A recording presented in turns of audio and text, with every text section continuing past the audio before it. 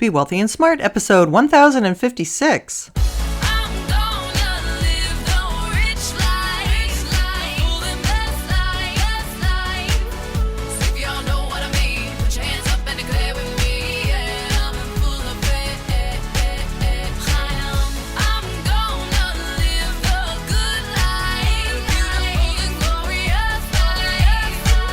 Step into a world of wealth and financial freedom without budgets, boredom, or bosses on Be Wealthy and Smart. And now, here's your host, Linda P. Jones. Welcome to Be Wealthy and Smart. I'm Linda P. Jones, America's Wealth Mentor, empowering women and men worldwide to financial freedom. On today's show, we're going to talk about the importance of getting your cryptocurrencies off of exchanges because there are some exchanges in trouble, according to Sam Bankman-Fried, who is the CEO of FTX Crypto. And he told Forbes that more crypto exchange failures are coming. He says there are some third-tier exchanges that are secretly insolvent. So we're going to look at this Forbes article and what he may be indicating about these exchanges, what the problem actually is that's happening there. But before we venture into that, I just want to encourage you to not keep your cryptocurrencies on exchanges. Remember the phrase, not your keys, not your crypto? That means you don't actually own your crypto if they're left on an exchange. You need to get them in a cold wallet like a Decent wallet or a Ledger Nano, or even a software wallet like the Trust wallet I like quite a bit. That way you have your crypto in your possession, and no matter what gets hacked or what financial troubles that an exchange might have, you're not subject to that. Remember, a couple of months ago, I think it was, Coinbase did a filing with the SEC and disclosed that in case of a bankruptcy, they would be keeping any cryptocurrencies on their exchange. So they did publicly announce that, and that's something that we need to take seriously and take them at their word,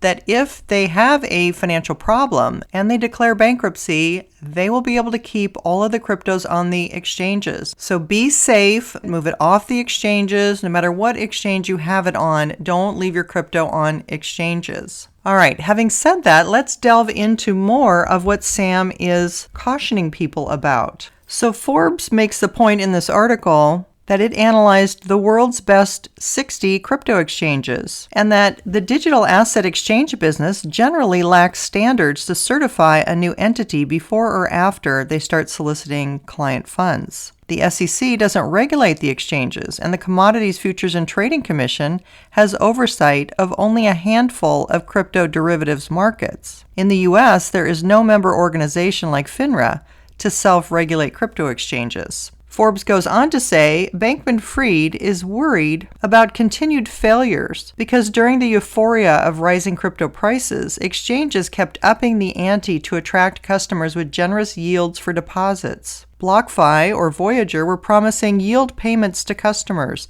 upwards of 12% per year, that had to be paid for either by charging at least that much more interest to borrowers, or more likely, by putting that money to work in decentralized finance DeFi applications.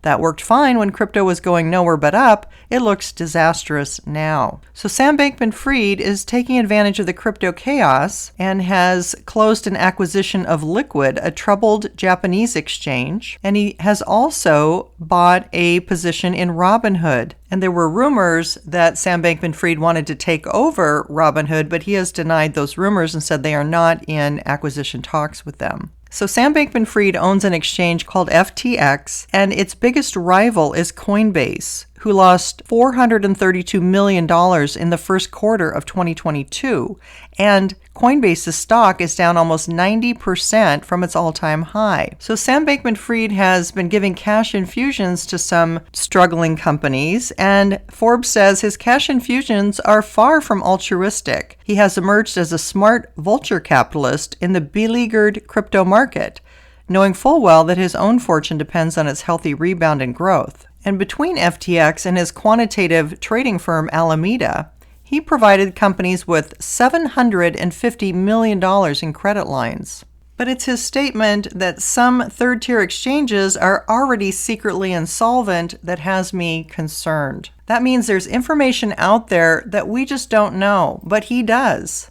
So I know that some people have cryptocurrency on exchanges and it's not removable from certain exchanges.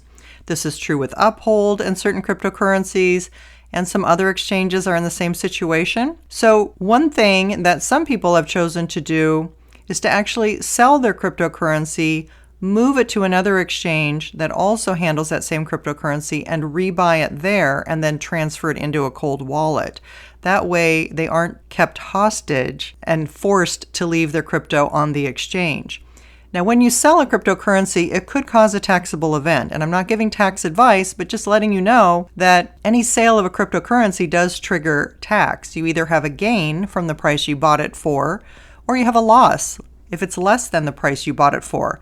In many cases, cryptocurrencies are at a loss right now. So if you actually took that cash, moved it to another exchange, rebought the cryptocurrency over there, that's perfectly legal in crypto world. It's not legal with stocks. With stocks, when you sell a stock, you have to wait 30 days to buy it back. That's called the wash sale rule. So you can't just take it for a tax deduction in the stock world.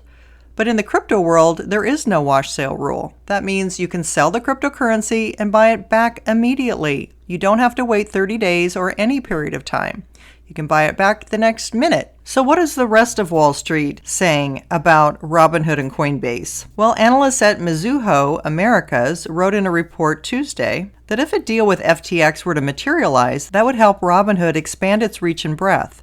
The Mizuho analysts added that they also think Robinhood can survive and thrive on its own. And Goldman Sachs' Nance upgraded Robinhood to a neutral from a sell. His reasoning for the nudge upward was Robinhood's market value was about $6.5 billion prior to Monday's FTX rumor-fueled stock pop, only slightly higher than the $6.2 billion in cash on its balance sheet, suggesting limited downside. But he added that Robinhood's fundamentals are still very weak, as continued declines in retail trading risk appetite have weighed on active users. So when markets in crypto and stocks aren't hot, when they get weaker, the trading isn't there, the revenues aren't there, and that leads to layoffs and to lower profit projections, or maybe even losses. So this is a difficult time for exchanges.